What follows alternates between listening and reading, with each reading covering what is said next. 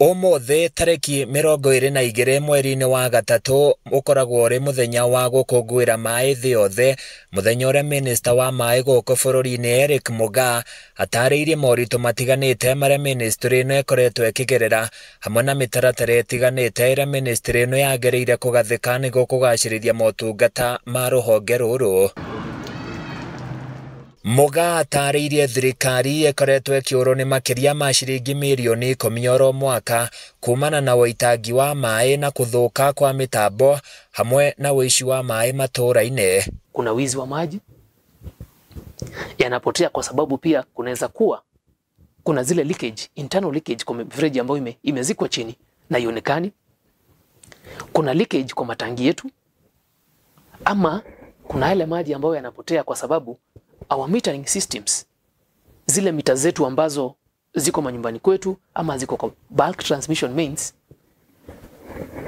hazijakuwa calibrated. Minister ũyũ augĩte ũici wa cuma cia mĩtambo ya maĩ nĩ ũkoretwo ũgĩtwara ministry ĩno hathara nene, kũrĩa arutĩte mũkana na kũria andũ arĩa magũraga cuma ngũrũ kũmateithia gũikia ngono aici a cuma ici.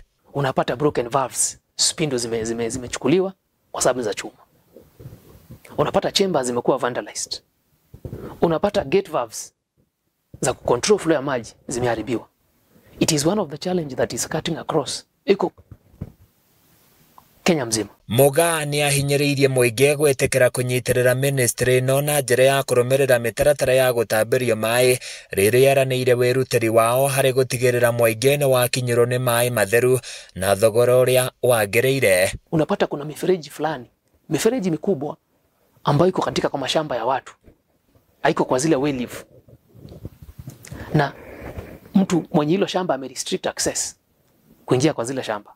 Unapata amejiwekea maji kwa ile mifereji yetu kwa sababu iko shambani kwake, na officers wa zile water service provider hawajui. So unapata tunapoteza maji mingi. Handũ-inĩ ya Kameme TV niĩ njĩtagwo Francis Mwangi wa Wawĩra.